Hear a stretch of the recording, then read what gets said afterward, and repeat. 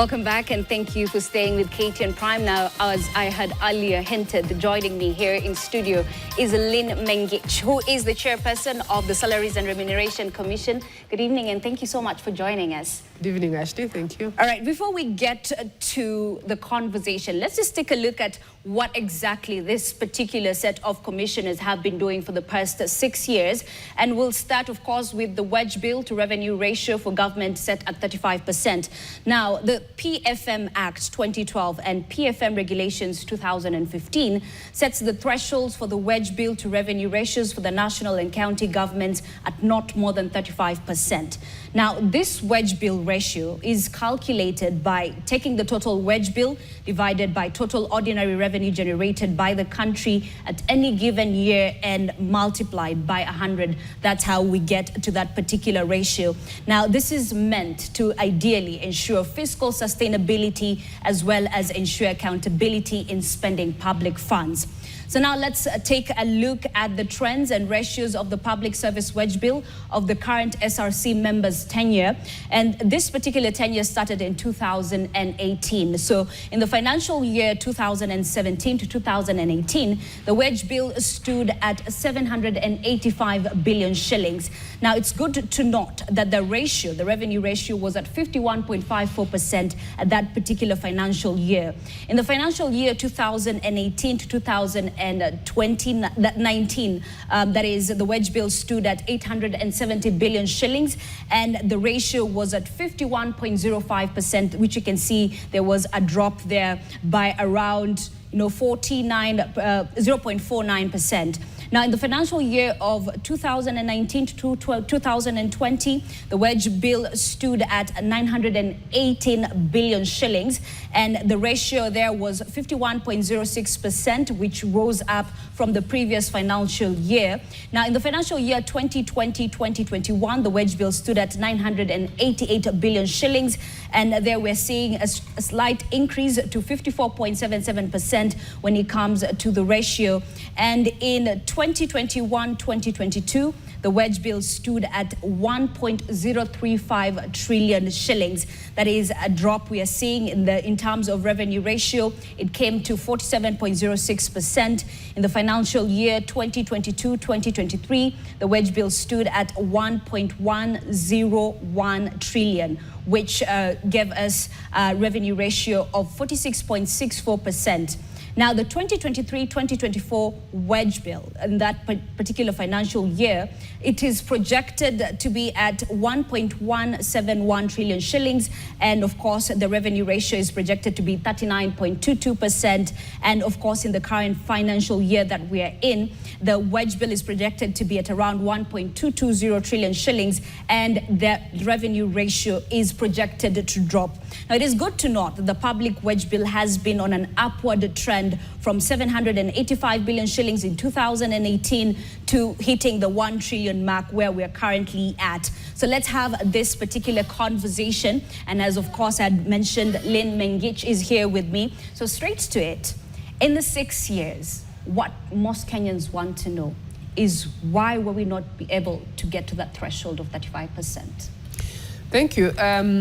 As you've rightly said, the number in absolute amount has risen. The ratio has gone down. Yeah. Now, the PFM Act is talking about the ratio.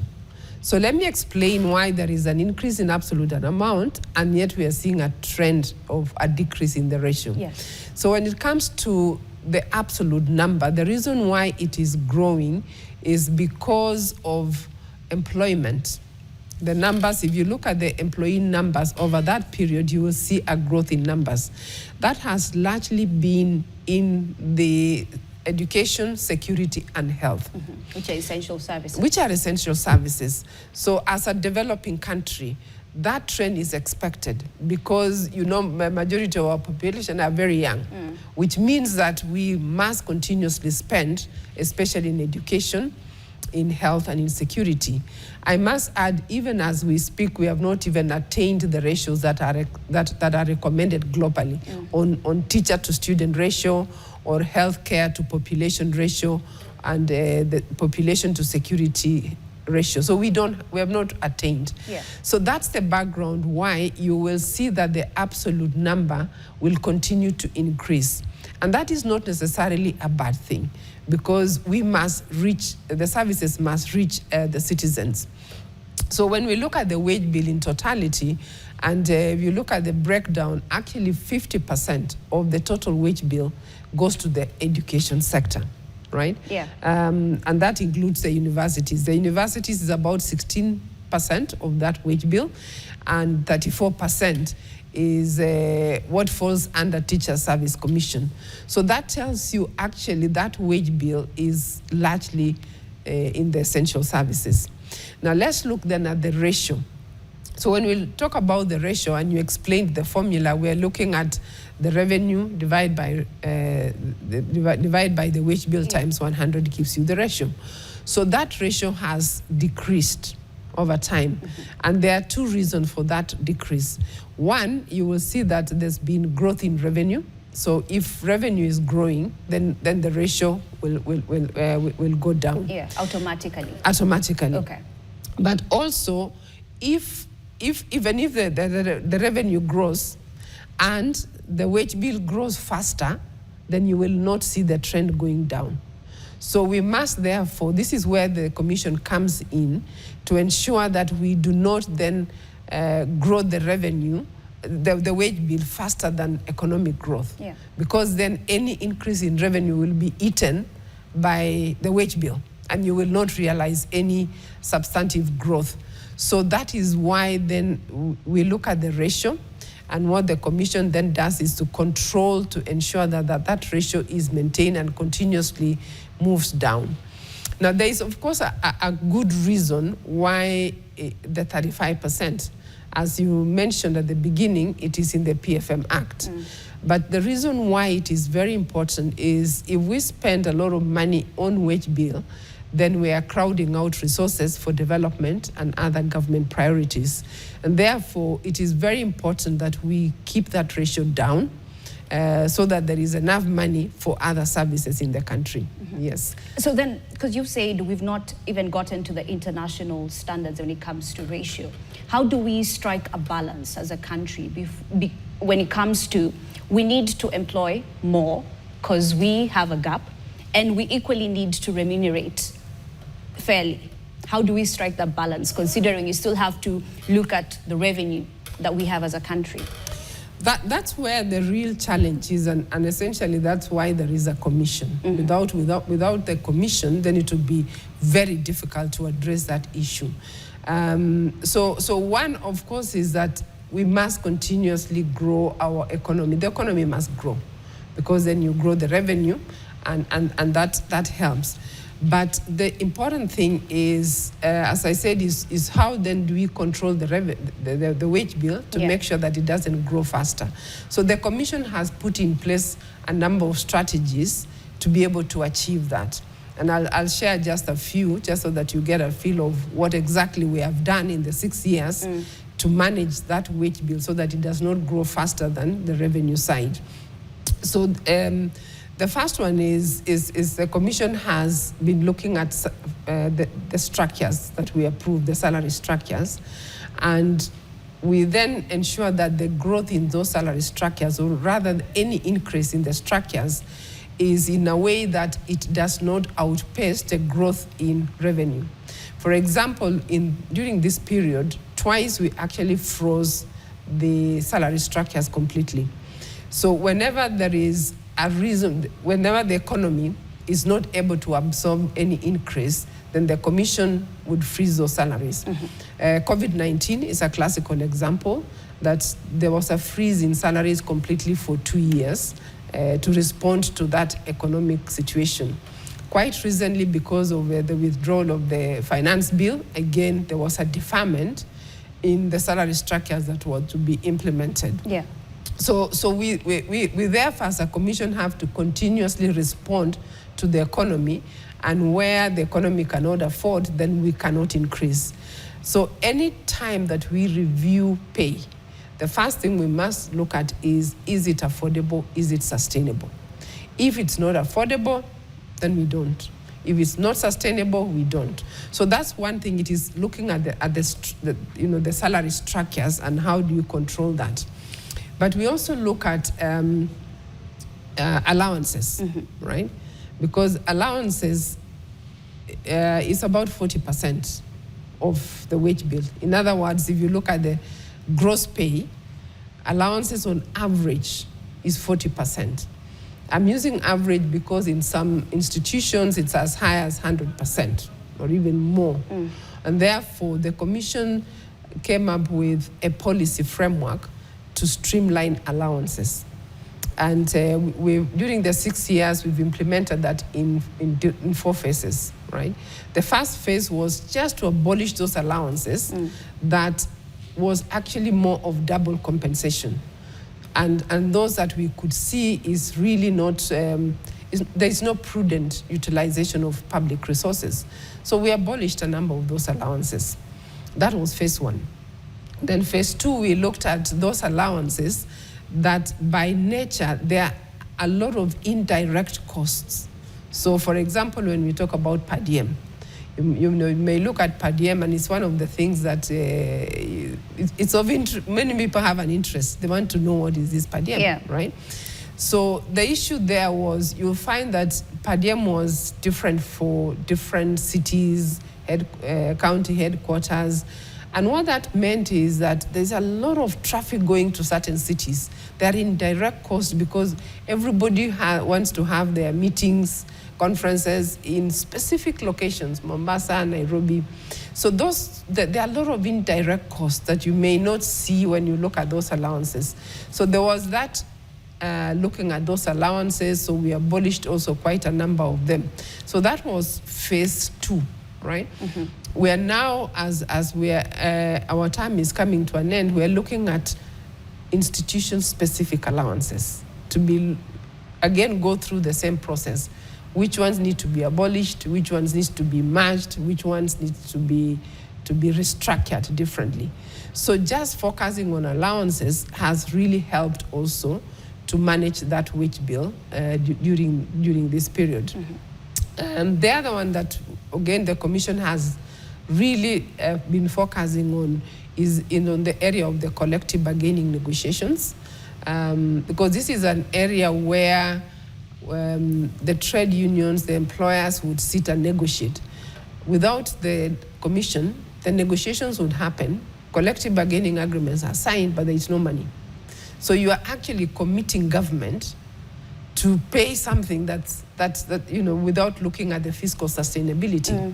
So during this period, we have spent a lot of time first developing very clear guidelines, carrying out sensitization sessions with the trade unions, with employers, to ensure that there is clarity on the fact that you cannot absolutely negotiate when there is no money. Okay.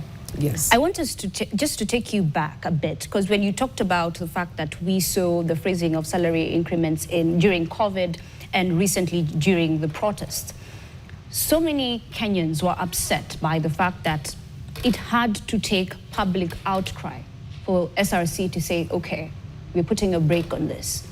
Majority are saying you did not read the mood of the country at that particular time when you were announcing those salary increments. First let me go back to, and I know you're talking about the recent Gen Z Yes, protests. I'm talking about the recent, yes. 2019, we did that without anybody saying, let's do this, right? The recent increase that was to be implemented in current financial year, that's 2024-2025, that decision was made more than a year ago. Now, the Commission reviews salaries in a 4-year review cycle. Now, the first 2 years of that cycle, we froze, because of the COVID-19. Immediately thereafter, 2 years ago, we then reviewed pay for year 3 and year 4. So what was to be implemented in July this year was not a review that was done this year. It was done a year ago. It's the timing that people are upset about. The timing, that was actually released in 2023. It was not released this year. But unfortunately, the way it happened is the people who started this actually gave the impression that the commission had just reviewed pay. If you actually look at that Gazette notice, it was published 2023. So there was an erroneous impression created that the commission had just reviewed pay. And we did correct that and said, no, let's look at when was it done. It was done in 2023. And at that point, the issues that we saw this year were not there. So yes, the question of not reading the mood is actually not correct because it was done a year ago, not this year. Okay. Let's move on to payment disparities. And we've been seeing, and it's been a thorn in our flesh in this country. Why aren't we getting it right? It's historical, right? Yeah. Historical in the sense that before the commission was established in the Constitution, the pay in the public sector was reviewed by different bodies. There were commissions set up once in a while, task forces that would recommend pay review. Then, of course, the negotiations between the employer and trade unions. Again, there was no body that's looking at across board, what does it look like? So because of that, then the country ended up with distortions in pay. So today, even as we speak, we have broadly 4 different salary structures, right? To the extent that, you know, if you look at an employee in the civil service and another employee doing exact job in a state corporation, you'll find that the one in state corporation is earning twice, or in some cases even more, right? It's historical reasons. So what the commission has been doing even for the last 6 years and even before our term is to see how to harmonize the pay. And harmonization is going to be, it's going to take time. It's progressive. How long? I can't put a time, and I'll explain to you why. Okay. Because first of all, the disparities are huge. If we were to say today as a country we want to harmonize, you cannot harmonize downwards, right? You will then have to harmonize almost upwards. That is completely unaffordable. So what the commission has done is, first of all, to set a benchmark and say, where do we want our pay to be in the market, right? That's what we come up with. We're calling it the 50th percentile. It's almost like an average, right? Saying that is where we would like to be because that's what the country can afford. And therefore, any institution that is above that, then their salary structures are frozen. That then allows those that are below to progressively move towards that target. So that is how the harmonization will happen. And just to give you an example, the last review for the last 2 years, the money that was available for the review, most of that money now went to the institutions that are below that number. Those that are above, their structures continue to be frozen. So that's why there is a strategy in place. It is being implemented, but it will be progressive. Okay. First of all, you said there are 4 different structures. 5. 5, actually. Are they being streamlined at the moment? Why is it taking so long for them to be streamlined or collapsed into one? Is it possible? If you collapse, you'll need billions of amount of money. Okay. Because it means that the lowest salary structure will have to move towards the highest, right? So that is not affordable. And that's why what I mean by it will be done, but progressively. Okay. Right? The reason why I'm asking this is because for a teacher or for a medic who wants to get the fair remuneration, for them, they don't understand why SRC has been there since the promulgation of the 2010 Constitution. It's been years. Why is it taking long? From their perspective, what would you tell them? Let's go back to the issue about the wage bill. Okay. Already we are way above the threshold that is already stipulated in the law, which is the Public Finance Management Act. So therein lies the answer to that question. That for us to harmonize, there's got to be money to do that. But at the same time, we must look at the ratio. And therefore, you then decide which one takes precedence over the other. Which one do you prioritize?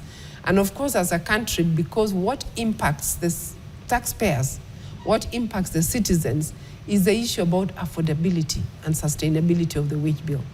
That absolutely must be the priority. Even then, as we look at harmonization, it is important, yes, but that cannot be done at the expense of affordability and fiscal sustainability, because that one has a broader impact on the economy and has a big impact even on the citizens and the taxpayers themselves. So that is where the priority lies. Once that is addressed, then the other priority then is the harmonization, although it is there, but it is not the first priority. What about the ghost of ghost workers? Ghost workers, of course, it is one of the concerns. Yeah. Just recently, the Commission had convened with other stakeholders the third wage bill conference, National Wage Bill Conference. And we convened this conference in view of the fact that some of the drivers of the wage bill are not within the mandate of the Commission, right? Okay. So when we talk about ghost workers, like you have rightly said, it is not within the mandate of the Commission to say, to run, we don't run the payrolls, right? The payrolls are run by the employing institutions. So we then bring on board all the stakeholders so that we can speak about this. And I can tell you that for sure there is a resolution on the payroll side, which then will help to address some of the concerns, including are there ghost workers or not. What the country requires is a unified payroll system that then allows government to be able to have a system that we can see what is happening in every institution. Okay. So it's got to be unified payroll system. Okay. Yeah.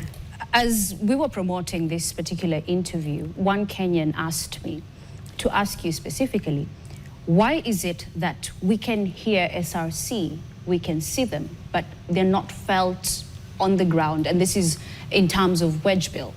So from where you sit in the 6 years, what are you proud of as a chairperson? The first one is that the wage bill to revenue ratio has come down. And you can see from the numbers that you shared at the beginning that that trajectory is actually getting us towards the 35%. And we're confident that it will actually get there. In the third wage bill conference, the resolutions that we focused on was towards 35%. Now, once those implemented, we will not be there to see full implementation, but that will get to 35 very, very quickly. So that is one I can proudly say we have done that as a commission, and it is something that has helped then to release resources for other development in the country. Yeah. That's very key. Okay. Also, in terms of the issue you talked about, harmonization, equity in pay, we have focused a lot on that. And we have tried to get to a situation where one is that now there is a clear target as to where we are targeting as a country, 50th percentile. And that helps then to move pay around that target. And that's something we're proud of. We have done that. Okay. Streamlining allowances, again, we're proud of that. We've done quite a bit on the allowances. Okay. Finally, even as we conclude, do you think going forward, even as we welcome new commissioners after the process is concluded, do you think that the lack of direct mandate by SRC in terms of hiring decisions has contributed to the problems that we have? Perhaps we need to relook the mandate of SRC. What I would say is, yes, there are a number of drivers that are not directly within the mandate of the Commission. Yeah. Employee numbers is one of them, right? Because we don't have control. But there are other drivers beyond just the numbers. But at the end of the day, it's about how do we collaborate with those stakeholders who have that mandate so that we can then come up with one direction on how to address the wage bill. And I must say, so far, whenever we have this wage bill conference, we get all stakeholders involved. In the last conference, remember His Excellency, the President, actually was part of that conference. And And the summit, which brings together both the national and the county governments, passed that resolution to have the conference. That actually goes to show that you can still achieve the same without saying, let's change the mandate of SRC, give SRC more powers than that. It's all about collaborating with the stakeholders and coming up with resolutions that we all agree that we need to move this direction. And then being implemented. And then being implemented. Okay. Yes. All right. That's a really good place to end this conversation. Thank you so much, Madam Chairperson Lyn Mengich, who is the Chairperson of the Salaries and Remuneration Commission. You're watching KTN Prime. We take a short break. I'll be back with more news updates.